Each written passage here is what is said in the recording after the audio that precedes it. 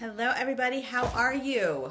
It is 9:30 p.m. Eastern Standard Time, Wednesday night, August 24th, here in the Ultimate Baby Sleep Group. Now, for those of you who have been following me for some time, you know that I am a sleep expert, but technology is not always my forte. So of course I sat down here, I was all revved up to be on time, and my phone decided to update itself and take 15 minutes before we got back on. But I didn't want to use my other camera because it's not nearly as clear, and I know it is often a bit fuzzy.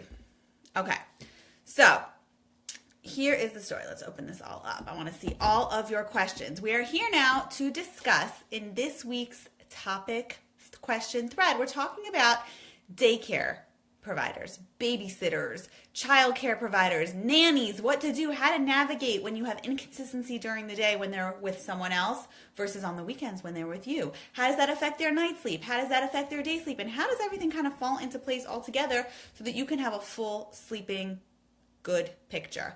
Now, before moving forward, and there were a lot of questions, I'm not going to be able to get to all of them tonight, and I apologize, but we're going to do our best to give you as much of a solid baseline as possible so you can really understand how to navigate life. Because if you're working and you don't have a choice to have your child in a sitter, or for your own sanity, you have someone helping you out, or you work part-time, or you have other kids, whatever the story is, when you have someone else helping you with your child's sleep, it can often get a little bit sticky because everyone has their own style.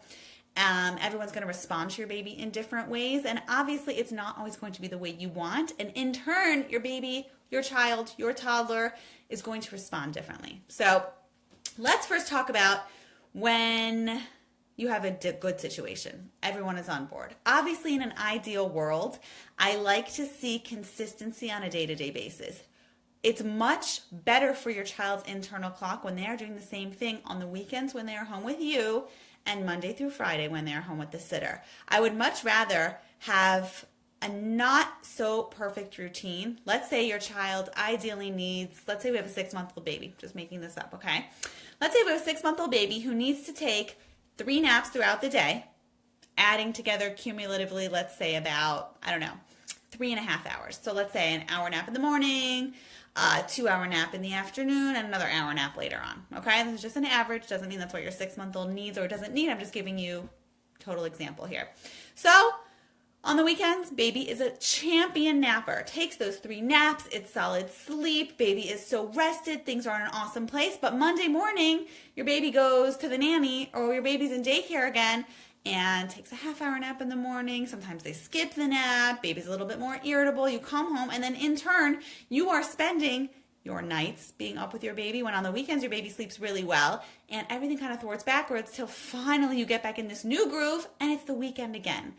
I don't like this. It is a constant yo-yo back and forth with your child's sleep. So I would rather find a middle ground with your child's sleep. Have a not so ideal routine all the time, then an amazing routine sometimes, and a not as amazing routine the other time. Because if you spend the weekend getting your child's internal clock set up in a really good place, and then they go back to Monday morning being with their daycare provider or their babysitter, whatever the case is, and they're totally thrown off, by the time it's Wednesday, Thursday, they're already in their new groove, and then their body has to kind of catapult back to this new routine, back to the weekends. Inconsistency is a big form of overtiredness. People think overtiredness just means your child not getting enough sleep, but overtiredness can mean inconsistent sleep. Doing one thing on Monday, the next thing on Wednesday, the next thing on Friday, the next thing on Sunday. Overtiredness can mean that your child is getting enough sleep, but it's not necessarily distributed evenly for what your child's body needs to do. So keep in mind, this whole overtired saga, it's going to affect your child's sleep when their internal clock is shifted and thwarted off and they're not consistently on the same routine and flow on a daily basis. Now, take that with a grain of salt. Obviously, your baby is not a robot, okay? It's not going to be exact or methodical. If you've watched my other videos, you know that I very much support the idea that our babies are all unique universes, our children all are, but a consistent baseline and consistency through and through is going to help your child regulate properly, battle the overtiredness, and be a better sleeper, okay? So that's just in terms of what to do, because I was looking through a lot of your questions. I had a good 15 minutes before I got my phone working here that I could just kind of breeze through this, and a lot of those questions were on the weekends or when your baby or your child's home with you, they sleep great, but with the nanny, they don't. So that's the first thing, is you have to find a common middle ground, because it's worse off for your baby to sleep amazingly great and take fantastic naps with you and be completely off when they're with the babysitter, because that inconsistency is way too drastic of a change for your child's sleep, and that alone is going to cause night wake-ups, irritability, more overtiredness, and just kind of thwart that vicious cycle to be more further entrenched. Okay, so if you've watched my other videos or you're new to the group, I'm just going to give you a quick recap on why overtiredness is not something that we want. Okay, when a baby or a child, or an adult for that matter, okay, I went to bed at 2 a.m. last night. Insanely late for me. I'm usually like lights out by 10:30, but my working hours over the summer have been a little crazy, so I had to catch up on a bunch of different projects I'm working on. Okay, aside, I went to bed at 2 a.m. last night. Of course, I was exhausted today because I normally get 8 hours of sleep, and I was up at 6:30, which is not enough sleep for me. I know you tired moms are watching saying, she got 4.5 hours of sleep. I wish I could get that much. Okay, but I usually sleep through the night, so separate situation here. In any case, I'm overtired now. So I kind of got my second win now. I'm able to fight sleep more, and I'm probably, if I would not catch myself and be self-aware, I could pull another all-nighter, you know?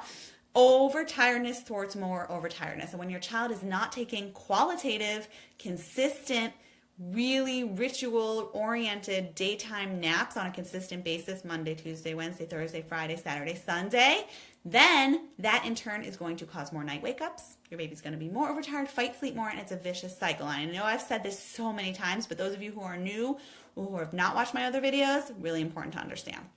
Secondly, the converse spectrum of this is that when your child is getting enough sleep, it's a positive rolling cycle, and that's why I want to see consistency happening. That's why I don't want to have this yo-yo back and forth effect, because your child's never getting in that positive groove and positive rhythm for sleep, and in turn that's going to cause night wake-ups, it's going to cause your baby to be more overtired, fight sleep more, and just be off kilter. So just to sum up this first point, it's better to have a so-so routine that's consistent across the board than it is to have awesome and horrible. Okay, so find a middle ground. Speak to your daycare provider, speak to your babysitter, speak to your nanny, speak to your mother-in-law, whoever it is who's watching your child on those days, and try to find a common ground that you see will work. Okay, that's number one. Number two, and a lot of the questions I saw here, children are people, okay, and we have to be mindful of that and understand that. They are very aware, even at young ages, the difference of when they are at home with mommy in their own familiar crib versus being somewhere else where it's stimulating, or there's other babies around, or there's noises. Forget the fact if you're starting in a new place. A lot of you had questions about new daycares you're starting and new babysitters. You have to be mindful of that. You know, when I go away, we were just away the past 2 weeks when I did my live last week for you all. We were visiting my parents. My kids did not sleep well. I think I even told you that last week when I was talking about melatonin. My kids did not sleep well. When you're in a new bed and there's different sounds outside and the light is different depending on how sensitive of a sleeper your child is, all of these things are going to affect their sleep negatively usually, okay? So you have to be mindful of that and understand they are overstimulated, they are adjusting, and they are also in a new environment for napping, for eating, with the other babies, interacting with the babysitters, whoever it is. Even if they're at home and you have a new nanny coming into your home, you have to give your child time to adapt and build a relationship with their new environment. So it's normal, it's expected that they're in transition mode. When you're in transition mode and your child is going to a new place or has someone new watching them, of course their sleep is going to be affected, because sleep is not just this like separate entity, you know, completely unrelated to the rest of their lives. Sleep is a baseline for everything, and I find whatever challenges or struggles children are going through, really up until even adulthood, it affects sleep positively or negatively. Anxiety, insomnia, you know, nightmares, night terrors, even things like developmental milestones or teething. These are all things that affect their sleep, because the sleep really mirrors what's happening physiologically within a child, okay? So it's really important to understand that it's a normal situation for an adjustment to be a period where there's a sleep regression, okay? And if you're not sure if it's a regression or what it is, go back and watch our sleep regressions video we did a few weeks back, okay? So that's that. Now, if you have had your child in daycare or at a nanny or babysitter for a consistent time already, and it's not a new environment, and your child doesn't sleep well there, so this whole first point I made about a so-so middle ground routine is not even going to work, we got to make a game plan here, okay? I've worked with thousands and thousands of families over the past 11 years, okay? And I have even worked with those like gung-ho nannies who've been a nanny for 40 years. Don't you dare tell me what to do with a baby. I know what I'm doing. all the way to the most, you know, pleasant, easygoing, happy to work with the family type. Now, obviously, the more unified front you have with whoever is watching your child, the better, right? You're tackling it together, you're doing everything together, you're on board, they want to have the same routine as you, but even if they don't, you don't want to bang heads, right? Just from mothers to mothers here, me, myself being a mother, we never want to be that mother that is always, you know, butting heads with the babysitter. So you have to find a middle ground and at some point learn to let go a little bit. If you cannot get to this so-so agreement of a routine where you give a little with your routine when they're home and they give a little with their routine, you find a middle ground so it's consistent, then you might have to bend backwards a little bit to mirror what they do. Even if that means not taking as amazing of naps or doing something, because like I said, consistency, and I know this is going to go against what a lot of you think. Okay, a lot of people are going to watch this video and they're going to say, I totally disagree with you, Batya.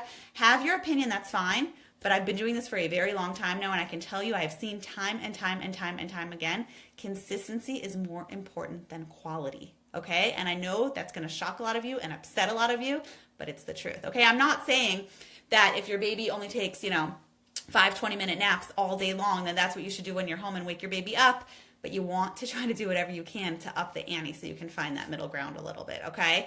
And obviously do whatever you can to get your child care provider on board. So many people. I got 3 emails this morning because a few of you email me sometimes when I post my questions in there in the Facebook group here.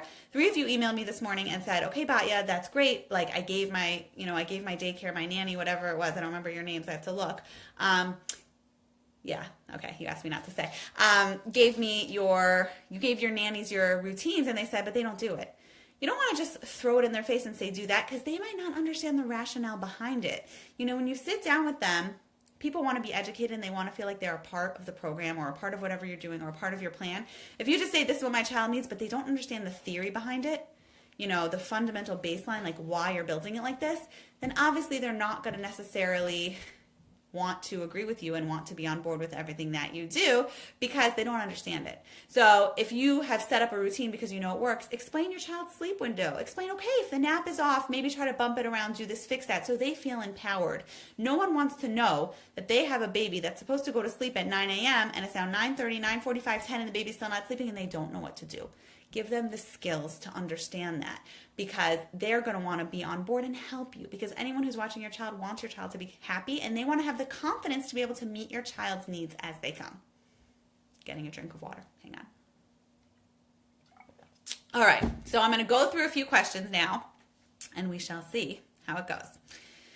Now, Jen, and you messaged me also, you are showing us from the other side here, okay? I'm going to read your question.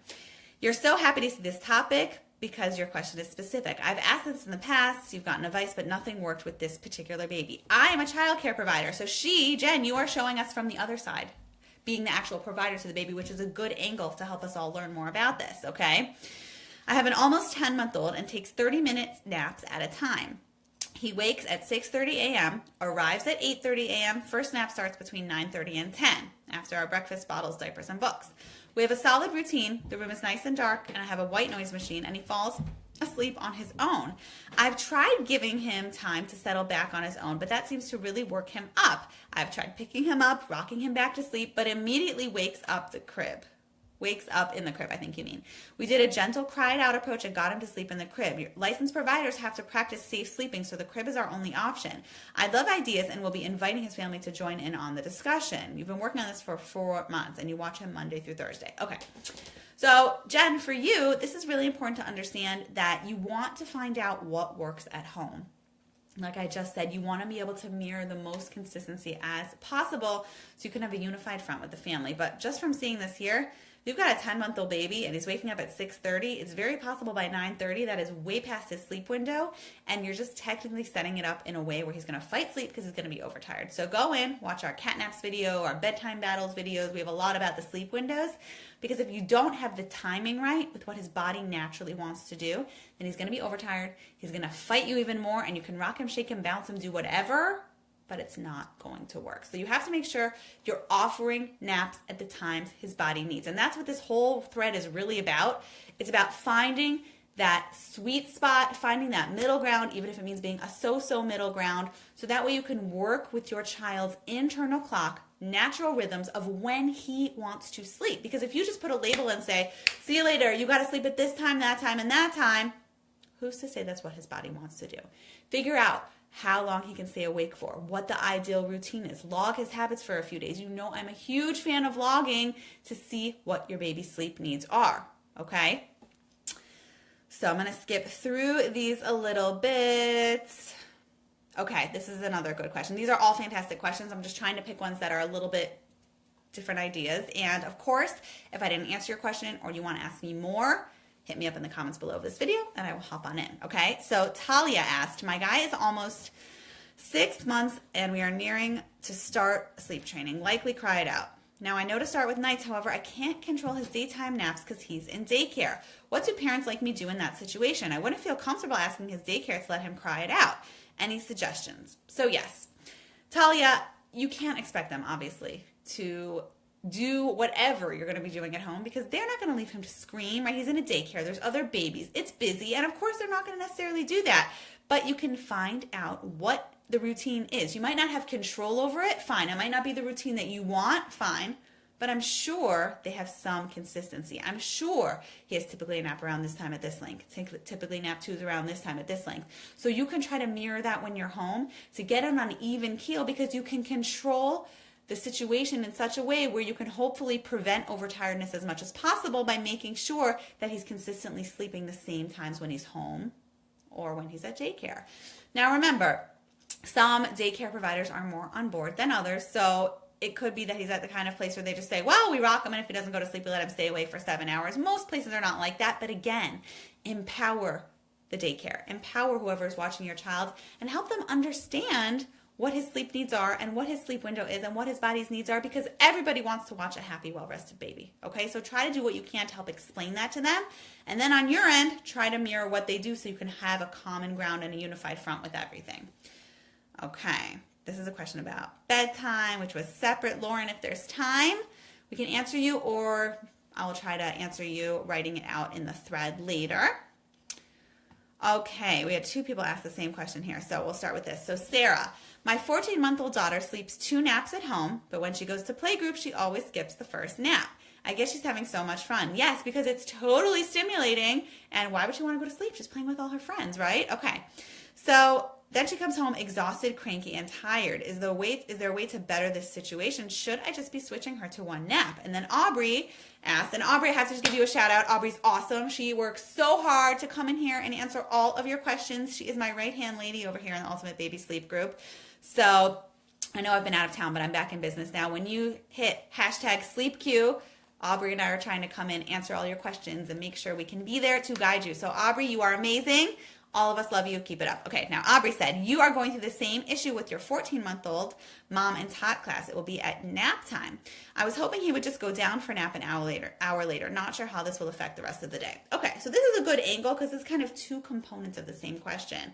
Sarah, your 14-month-old skips the first nap when he's there. I don't know how many days a week he's there at playgroup.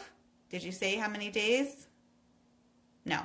But at home, she takes 2 naps. Even if it's twice a week, even if it's once a week, you gotta find a unified front here because if she is taking 1 nap Monday, Tuesday, Wednesday, Thursday, and then going home and her body has gotten used to 1 nap and then she goes home Friday, Saturday, Sunday, whatever it is, and she suddenly is back to 2 naps, it's that yo-yo. It's too difficult for her body because she's gonna be really overtired from being thwarted back and forth all the time with her sleep. So you have 2 choices here, right? She's definitely on the early end to be taking only 1 nap, but it's possible. I typically don't recommend transitioning from 2 naps to 1 nap till between really 15, 16 months youngest all the way till 19 months, 20 months. So she's on the young end, but it's not unheard of. Okay, there's some babies that are 12 months old that are really genuinely ready to switch to just 1 nap. So number 1 is see if it's possible, because I always like to keep naps longer, 2 naps longer, because obviously more day sleep makes more night sleep, like I just told you. So number 1, if you can get at playgroup, if you can get them on board to maybe put her in a separate room or have them wind her down and make it quiet while everyone else is having a snack to take those 2 naps, fantastic, because consistency through and through I'd like to see every day. But if that's not possible because you have a very social 14-month-old who wants to play with all of her friends at playgroup, then it might be time to, a little bit on the earlier end, transition her to 1 nap. Because like I said, I'd rather have a not ideal routine every day than amazing and not so amazing, half and half, okay? And Aubrey, different question with you. You're talking about once a week. Now, obviously, if every single day, Aubrey, you were going out to a mom and talk group, and every single day your baby was missing his nap, then that would be another story because you'd have to completely reconstructure his nap. But once a week, once every few weeks, it's not the biggest deal to have his sleep uprooted, as long as, and I have to just say this, put, a precaution on here, as long as you see it's not drastically or negatively affecting his sleep. If you start seeing that the few days after his nap is rearranged because you had this class, he's waking up at night, or things are, regressing a little bit, then it's time to maybe reconsider it and think about it. But you can't lock yourself in your house for 30 years so your children can sleep well, or even for 10 years. You have to live, you want to go out to classes, you have to do things. So sometimes things are going to be off, and that's life, and I've talked about that a lot before. Sometimes a nap's going to be later, sometimes a nap's going to be earlier. Once a week is not enough that it concerns me, okay? So, let's pick another question. I think I'm going to pick 2 more, and then I got to go because it's late for me, and I also have to go answer some more questions somewhere else in my Rested Moms Club, where I'm actually doing a video there too. So let's see. Oh gosh, I'm just going to pick eeny, meeny, miny, mo because you all asked such fantastic questions here. We will ask, okay, Colleen. My 9-month-old daughter started daycare for the first time when I returned to work this past Monday. She's only been there 2 days so far, but she's having a very difficult time napping in the center because she's too distracted to sleep. When at home, I put her in the crib in a dark room and let her put herself to sleep. This feat was finally accomplished in the summer. I'm looking for tips to help her nap in a busy and noisy daycare room. She's also been waking up extra early, 4:30 a.m. since daycare started, and she's usually up at 6. Any tricks to help her sleep longer despite her change in daily routine? So, Colleen, this is such a perfect example because and I'm looking at Aubrey, that was a great question to ask what the schedule typically looks like. She was on a great routine. You worked really hard all summer getting her sleeping gear, and now suddenly she's at daycare and she can't sleep. So number 1 is see if they can work with you. We cannot force a child to not be a sensitive sleeper when they are. We can't force her to kind of, zone out and not hear the noises and not see all the stimuli around her and everything like that. But you can definitely ask them if they can put her in a darker room, if they can put her in a quieter room, if someone can take some time aside and rock her, do different things to get them on board. Because if you don't ask, they might not always do it, and they're just going to assume that you're happy with what the situation is. If that's not possible, and if she's completely non-adaptable, and I don't know if you remember, I don't know if you were here then, Colleen, but we went through a whole temperament series in sleep. I'm going to go through it again because a lot of you have been asking me. So we're going to start from the beginning, and we'll spend a week on each temperament so you really get to know your baby. But if your baby is not adaptable, and your baby is sensitive, or your baby is intense, and you know that your baby cannot sleep in a daycare place, then if she's there full time, you're going to have to roll with the punches and see if there's anything you can do to get them on board to understand her sleep needs, how many naps she needs, what to do. Because if you can catch even a sensitive baby or an intense baby, if you can catch them at that ideal place for sleep when the melatonin is being produced through their body and the cortisones are all harmoniously there and her body is in this go mode for sleep, even a sleep fighter will acquiesce to sleep if you set all the technical things up right. Okay, and it's really important to know that because people often will just throw their hands in the air and say, forget it. I've got a baby that fights sleep. I've got a sensitive sleeper and they won't sleep at daycare and that's that. And you know what? It's not true. It just means you have to work a little harder. It just means you have to work a little harder at setting up that baseline to help your child sleep. Okay, so see if you can talk to them. See if you can share this routine with them that you shared with us here and see if you can find a middle ground that works for everybody. All right, let's pick one more question. That's not a question about that. Okay, Melissa. Over the summer, my 10-month-old daughter has been on a good sleep schedule. At home and at daycare, she was sleeping 7:30 to 6:30, waking up once with a with 2 hour-and-a-half naps during the day. Okay, that's an amazing amount of sleep for her. That's perfect. The person who watches our daughter now has to take her older kids 1 and 2 daycare 4 days a week, and it's 30 minutes away. So for the past 2 weeks, she no longer gets her afternoon nap. It's just 2 20 to 30 minute naps in the car. It's already affected bedtime because she's tired earlier, and I'm worried it will make other things worse as well. Is there anything I can do? Well, my daughter just adjusted to the new daycare schedule. This is a good question, Melissa, because she had an awesome routine set up, and now, just due to technical circumstances, she's in the car, running here, running there, with your new nanny, with your new babysitter, going to the places she has to go to. So, again, you can't control it. You can't. Now, is there any way that your baby could stay at home? Probably not, because this is the person that you hired to take care of her.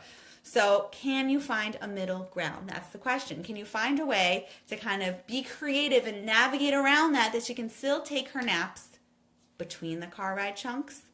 That you might have to make one nap a little later, one nap a little earlier. At her age, I definitely don't recommend moving to one nap, but 2 20, 30-minute naps is not enough. So maybe you can actively start her mornings a little earlier. I don't know the exact schedule, but you can, let's say she wakes up, you said she wakes up, she was going to sleep at 7:30, 6:30. Let's say she wakes up at 6:30. Maybe if you'd wake her up at 6, then there's time for her to get her large chunk of the first nap in before you do the first car run. And then the next nap. Or maybe you can let her sleep later and shift bedtime later to shift the whole schedule later. Get creative to try to work around things, to do whatever you can. Because like I said, that first point I said tonight is the most important point. If you can take anything away from tonight's video, it's that consistency every day is what will win the race, even if it's not ideal, okay? And I know a lot of you are going to think I'm crazy for this, but I promise you it's the truth, okay? With every family I've helped, with all the ages I've helped, okay, not in every single situation because babies aren't robots, but consistency will set that tone for a baseline for your clock. And if you think about us for your baby's clocks, if you think about us, not all adults get ideal sleep, right? We're all supposed to like drink our, 8 glasses of water every day and get our 8.5 hours of sleep every night. But how many of us do that? There are so many sleep studies. I'm a big nerd. I read sleep studies all the time. I find them so amazingly interesting, and also it helps me with my work with my families because I'm always learning new things, or it's validating certain ideas I had. Adults that sleep, let's say the average adult needs 8 hours of sleep every night, okay? Adults that go to sleep different times every night. Let's say one night at 9:30 p.m., one night at 2 a.m. like I did last night, one night at midnight, one night at this. And even if they're still getting their 8 hours but waking up at different times throughout the day, they are getting much less quality sleep than an adult that needs 8 hours but gets 6.5 hours and goes to bed every night the same time and wakes up every morning the same time. Because we are creatures of habit. So even if we have to give a little with our children's sleep, they might not get enough sleep exactly like we'd want. Their routine might not be perfect, but it's consistent. Most children thrive on predictability, just like adults do. I eat lunch the same time, every day. I get hungry the same time every day. When it's not summer craziness, I usually wake up the same time every day and go to bed the same time every night. And that's how we function and thrive. Okay, so that's the most important point I can give over to you tonight. If you want to talk with me more, or you have more specific questions, definitely hit us up on the #SleepQ. I can't go in every day these days, but my work schedule it's getting back in the groove this week as my kids go back to school. I love my children, but I also like predictability and regular work hours. But hit us up. Aubrey and I are there to answer your questions. If you want to talk with me in more depth, learn more about my Rested Moms Club, my program, which I'm about to go do a video in that group now. I'll post the link in the video above. I don't have tons of availabilities next week because we're a little bit strapped for call time because my kids are still like transitioning to school. But I would love to set up a sleep success call with you, talk you through my whole Rested Moms Club program, how it works. A lot of you had issues here that you wrote with night wake ups and getting your babies on consistent routines, because the greatest gift we can give our children is a thriving, rested, energized, empowered mother or father or parent, okay? So if you want to learn more about that, I will post the link as soon as this video is over, and I would love to hop on a call with you one-on-one and talk about that. Otherwise, have a great night, and I will see you next week in the Ultimate Baby Sleep Group.